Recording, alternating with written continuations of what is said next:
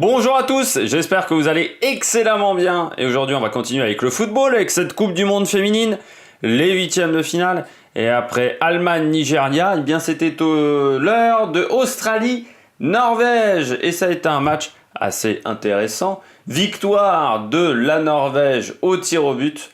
1-1 après le temps réglementaire, 4-1 au niveau des tirs au but pour la Norvège. Les deux buts dans le temps réglementaire, on va pas donner tous les tirs au but réussis à marquer.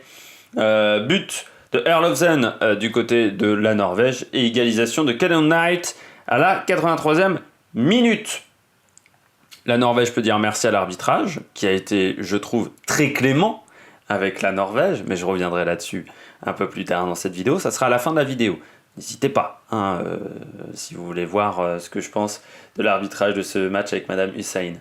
Non, sinon, si on enlève l'arbitrage très mauvais de cette rencontre, c'est un match équilibré entre les deux équipes, qui, on le savait, étaient d'un niveau assez proche. Je l'avais dit, pour moi, c'était l'un des huitièmes les plus intéressants avec Suède-Canada et Pays-Bas-Japon. Voilà, et puis le France-Brésil également qui me paraît assez intéressant. On sait qu'il y en a 4 huitièmes qui sont un peu déséquilibrés, il y en a 4 autres qui sont plutôt équilibrés, avec des équipes qui me paraissent d'un niveau assez proche. Bien, c'était le cas dans cette rencontre entre l'Australie et la Norvège. Chacune des deux équipes a eu des temps forts, a eu des temps faibles. Quand c'était l'Australie qui était en temps faible, la Norvège en a profité, c'est le premier but. Quand la Norvège a commencé à énormément subir et à reculer énormément, donc à être en temps faible, eh bien c'est l'Australie qui en a profité. Avec Callan Knight, on a eu plutôt des prolongations intéressantes, même si on sentait que physiquement ça commençait à être dur pour la Norvège.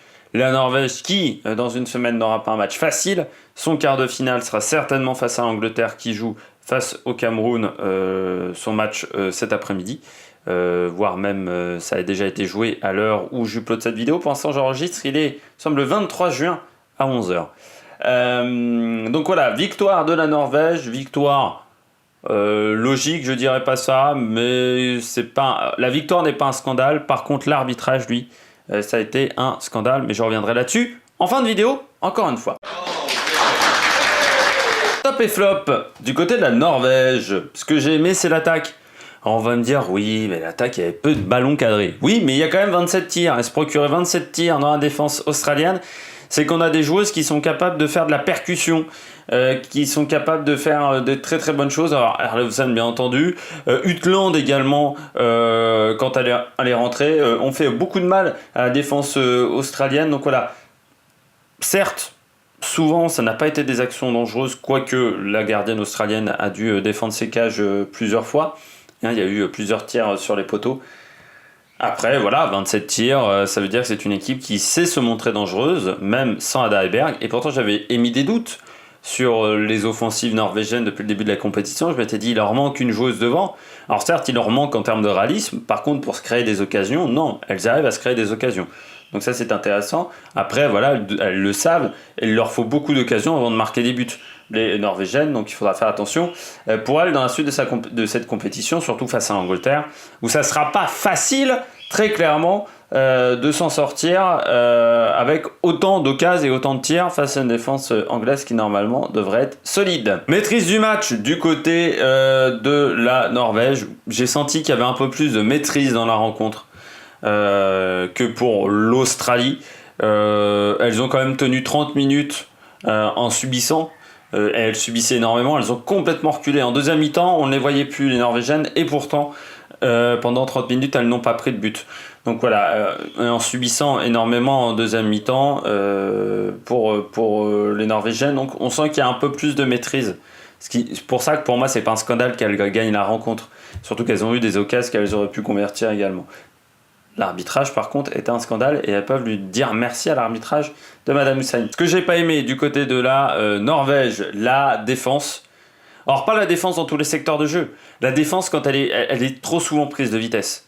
Thorhildsdottir, par exemple, je trouvais a fait un mauvais match. Tout le temps pris dans la profondeur. Ça avait été le cas face à l'équipe de France. Et c'est comme ça que l'équipe de France s'était procuré des occasions.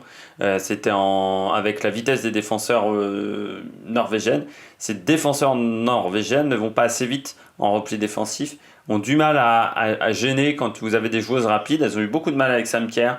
Elles ont eu beaucoup de mal également sur le but de Kellond Nag, par exemple. Je ne sais pas ce qu'elle fout. Non plus, la charnière doivent arrêter ce ballon, ce corner rentrant, c'est assez étonnant. Mais voilà, la défense a souvent été prise de vitesse, et ça, c'est bien dommage. Il faudra faire mieux parce que l'Angleterre, elles ont des pépites. Hein. Paris, par exemple, ça va extrêmement vite. Ou Mid également, du côté de l'Angleterre. Le physique, elles ont eu un peu de mal hein, en fin de match. On sentait dès la 75e minute, il y avait des crampes. Et on sent que la Coupe du Monde, la préparation n'a peut-être pas été optimum pour cette équipe norvégienne, et que physiquement, des fois, elles sont un petit peu en difficulté. Les Norvégiennes, avant les prolongations, on sentait qu'elles avaient énormément besoin de récupérer. Le dernier quart d'heure de cette deuxième mi-temps, elles n'arrivent pas à remettre vraiment beaucoup de gaz parce qu'elles sont dominées physiquement par les Australiennes. Les Australiennes qui, elles, avaient fait une grosse préparation physique, on l'avait vu, hein, face au Brésil par exemple, où elles avaient poussé énormément en fin de match. Donc voilà, le physique, il faudra voir, il y aura peut-être besoin de beaucoup de récupération.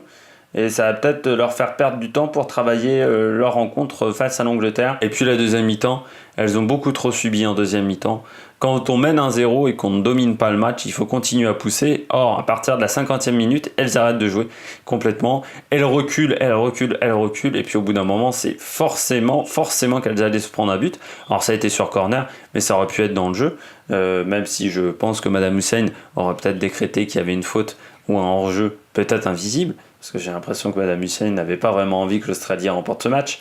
Je sais que ça va faire polémique, ce que je dis, mais bon, c'est mon avis. Donc voilà, la deuxième mi-temps, il aurait fallu faire beaucoup mieux du côté de la Norvège, mais face à la France, elles n'avaient pas fait une bonne deuxième mi-temps. Face au Nigeria, elles n'avaient pas fait une bonne deuxième mi-temps.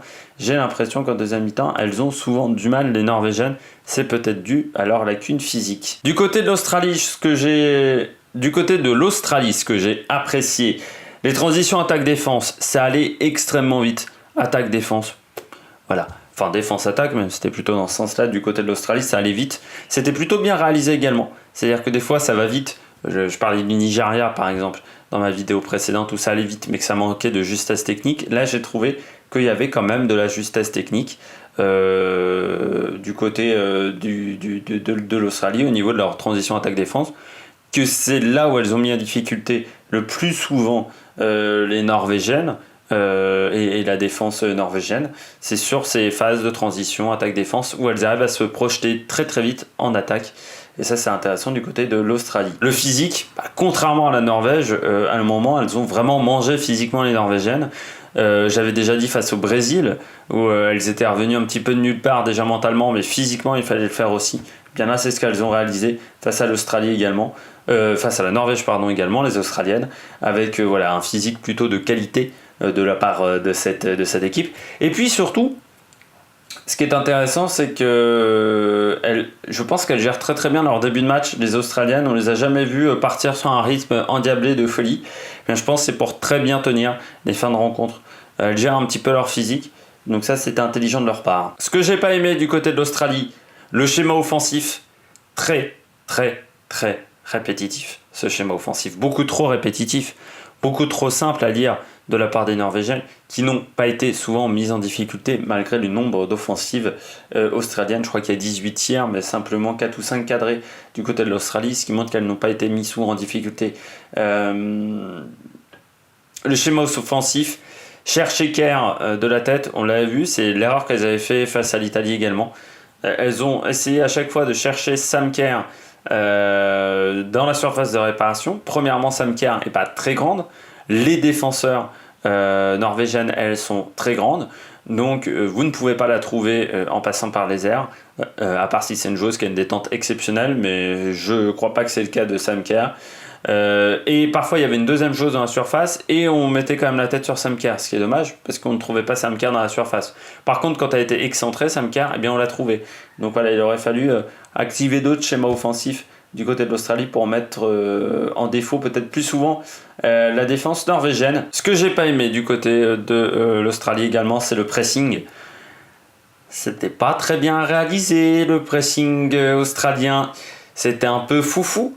On sentait qu'il y avait Sam Kerr qui montait très très fort devant pour aller chercher les ballons, mais derrière ça suivait pas toujours, donc ce qui fait que ça créait des brèches dans la défense australienne. Logarzo également se montait énormément, puis après on passait dans son dos, dans le dos de Logarzo. Donc voilà, le pressing, il faut être beaucoup plus intelligent dans la manière dont on fait le pressing, le faire de manière beaucoup plus coordonnée, communiquer entre toutes les joueuses quand on fait du pressing, parce que là c'était un peu le bordel, et un pressing où c'est le bordel, c'est un pressing qui n'est pas efficient, et c'est un pressing qui peut même être très dangereux pour votre défense. Donc voilà, le pressing, il faut que ça soit coordonné, il faut que ça soit bien fait. Si c'est mal fait, il faut mieux ne pas le faire. Les pénaltys, bah ouais, on peut pas rater 4 pénaltys dans une séance de tir au but. Ce qui montre que peut-être mentalement elles ont craqué à ce moment-là. Alors pourtant je les sentais plutôt fortes mentalement, voilà, mais peut-être qu'à ce moment-là elles ont craqué, mais voilà. Rater 4 pénaltys dans une séance, c'est pas possible. Vous ne pouvez pas gagner en ratant 4 pénaltys de toute façon, hein. Voilà, une séance, donc il va falloir travailler ça, parce que là ça leur fait perdre un potentiel quart de finale, mais peut-être que dans les années à venir ça peut leur faire perdre une finale de Coupe d'Océanie, ou je sais pas, une finale de Coupe d'Asie, parce que c'est vrai que maintenant ils jouent avec les pays asiatiques, ou également un quart de finale de Coupe du Monde.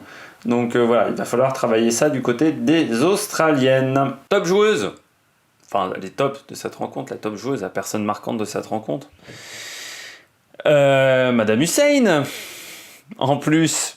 Ah, ça a été la 12e fille du côté de la Norvège, hein, Madame Hussein. 4 VAR, 4 pénaltys ratés, pour moi, du côté de Madame Hussein. Parce que Torres Dottir a mis le bras, hein, par exemple. Donc voilà, moi je trouve ça incroyable. Elle, sur le premier, elle se déjuge complètement. Tu te demandes, la VAR de toute façon je suis pas pour, mais alors là c'est du n'importe quoi. Les gens comprennent rien en plus dans le stade. Ça met 3 plombs à se décider. Voilà. Au départ, mes penalties, c'est la première décision qui est juste. Je peux te dire que les Norvégiennes n'auraient pas crié au scandale si elles avaient mis un penalty. Le carton rouge inexpliqué également pour l'Australie. Ça va falloir m'expliquer en quoi ça mérite carton rouge. Donc voilà, elle a quand même bien aidé la Norvège. Alors je ne sais pas si elle n'aime pas trop l'Australie, si un jour elle a été plaquée par un Australien en vacances, qu'elle avait passé des mauvaises vacances en Australie, on lui avait perdu ses bagages à l'aéroport de Sydney. Mais je pense qu'elle avait une dent contre les Australiennes, hein, parce qu'à ce niveau-là, ou soit c'est de l'incompétence pure, mais Madame Hussein, plus jamais il faut qu'elle arbitre un match de foot, hein. Je crois que c'est elle qui avait arbitré Italie-Jamaïque, où elle avait fait retirer le penalty une deuxième fois. Donc voilà, non, Madame Hussein dans cette Coupe du Monde, ça a été du n'importe quoi au niveau de l'arbitrage. Donc voilà. J'espère qu'elle ne va pas arbitrer de nouvelles rencontres dans la suite de cette compétition, mais j'ai bien peur que si.